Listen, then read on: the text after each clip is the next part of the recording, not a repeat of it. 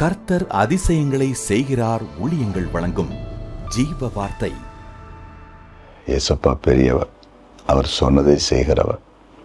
நம்முடைய வாழ்க்கையில் இந்த பூமியில் நம்மை சந்தோஷப்படுத்துகிறவர். இந்த பூமியில் நம்ம ஓட்டத்தை முடிக்கும்போது அவரோடு கூட சந்தோஷமாக வாழத்தக்கதாய் பரலோகத்திலே கொண்டு சேர்க்கிற பரம தகப்பன். அவரை விட்டு விடாதீங்க. இயேசப்பா உறுதியாக பிடிங்க. தினமும் ஜீவ வார்த்தை கேளுங்க. அதை நீங்களும் தனிப்பட்ட முறையில் வேதத்தை வாசிங்க, தியானிங்க. நல்ல ஆவிக்குரிய சத்தியங்களை பேசுகிற ஒரு சபைக்கு சென்று கர்த்தரை ஆராதிங்க, கர்த்தருடைய வார்த்தை கேளுங்க. உங்கள் வாழ்க்கையே மாறும். சரியா? இந்த நாளில் அதிசயம் நடக்கும். இந்த நாளில் உங்கள் துக்கம் சந்தோஷமாய் மாறும். எல்லா பயமும் உங்களை விட்டு விலகும். கலங்காதீங்க. இந்த நாளின் ஜீவார்த்தைக்கான வசனம் சங்கீதம் 36:8. உமது ஆலயத்துள்ள சம்பூர்ணத்தினால் திருப்தி அடைவார்கள். உமது பேரின்ப நதியினால் அவர்கள் தாகத்தை தீர்க்கிறேன். உமது பேரின்ப நதியினால் அவர்கள் தாகத்தை தீர்க்கிறேன். தாகத்தை தீர்க்கிற ஒரு பேரின்ப நதியாம். நம்முடைய தாகத்தை தீர்க்கிற பேரின்ப நதி நம்முடைய ஆண்டவரிடத்தில் இருக்கிற தாகம். தாகத்தை தீர்க்கிறவர்.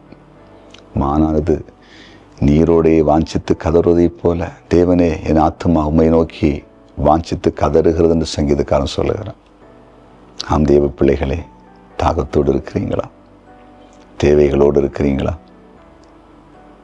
இன்றைக்கு இவ்வளோ பணம் எனக்கு தேவைப்படுது, கடன் வாங்கிட்டேன், இந்த டேட்டில் தருவேன்னு சொன்னேன், இன்றைக்கு நான் கொடுக்கலான்னு சொன்னாலே நாளை கொடுக்கலான்னு சொன்னேன், ஐயோ எதுவும் எனக்கு ரெடி ஆகலையே. ஒரு லோன் எதிர்பார்த்தேன், லோனும் கிடைக்கலையே.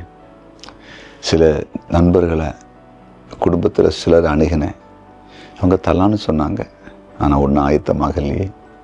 நான் எங்கே போவேன், யார்கிட்ட போவேன், வெட்கப்பட்டுருவேனோ, கடன் கலந்து சத்தம் போட்டுருவாங்களோ, அவமானப்பட்டுருவோமோ அப்படின்னு ஒரே ஒரு டென்ஷனாக இருந்துகிட்டு இருக்கலாம். ரொம்ப ஒரு மன அமைதி இல்லாமல் இருக்கலாம். உங்களை ஆண்டவர் அறிகிறார். உங்களுடைய தாகம் என்ன, உங்களுடைய தேவை என்ன, இது எனக்கு நடந்து விடாதா என்று சொல்லி இருக்கிற சூழ்நிலை கர்த்தர் அறிகிறார். கண்டிப்பாக உங்கள் தாகத்தை தீர்க்கும்படிக்கு, உங்கள் துக்கத்தை சந்தோஷமாய் மாற்றும்படிக்கு, உங்கள் தேவைகள் சந்திக்கப்படும்படிக்கு தேவனிடத்தில் ஒரு நதி புறப்படும். தேவனிடத்தில் ஒரு வல்லமை புறப்படும். தேவனிடத்தில் ஆசீர்வாதம் புறப்பட்டு வரும். நீங்கள் அற்புதத்தை பார்க்க போகிறீர்கள். நிச்சயமாய் உங்கள் தாகம், உங்கள் மன விருப்பம், உங்கள் வேண்டுதல், உங்கள் இருதயத்திலிருந்து உண்டாகிற ஒரு மேலான எண்ணம், இது நடக்காதா, இது நடக்குமா, ஐயோ நடக்கலன்னு அவ்வளோதான் அப்படின்னு சொல்லி எதில் இருக்கிறீங்களோ, எந்த காரியத்தில் இருக்கிறீங்களோ அதிசயம் நடக்க போகுது. விசுவாசிப்போம். ஜெபிப்போமா? ஜெபிக்கலாம். ஆண்டவரே, தாகத்தை தீர்க்கிற ஜீவ நதியே, இந்த நாளில் உம்முடைய பிரசன்னத்துக்காக நன்றி.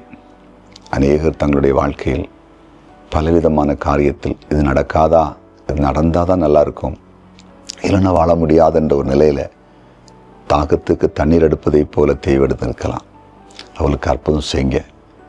அவள் வாழ்க்கையில் சந்தோஷம் உண்டாகட்டும், திருப்தி உண்டாகட்டும். நதியை அனுப்புங்க, தாகம் தீர்க்கிற வழியை அனுப்புங்க, அதுக்கான வழிகளை திறந்து கொடுங்க. அப்படி செய்கிறதுக்காக நன்றி. இன்றைக்கு பிறந்த நாளை காண்கிறேன், ஒவ்வொருவரையும் வாழ்த்தி ஆசீர்வதிக்கிறேன். திருமண நாளை காண்கிறேன், எல்லா குடும்பத்தையும் வாழ்த்தி ஆசீர்வதிக்கிறேன். குறிப்பாக ஆண்டவரே, கமெண்ட் செக்ஷனில் ஜெப குறிப்பில் அனுப்பியிருக்கிற எல்லாருக்கும் அற்புதம் செய்யும். பெரிய பெரிய சாட்சிகளை கர்த்தர் எழுப்பும்.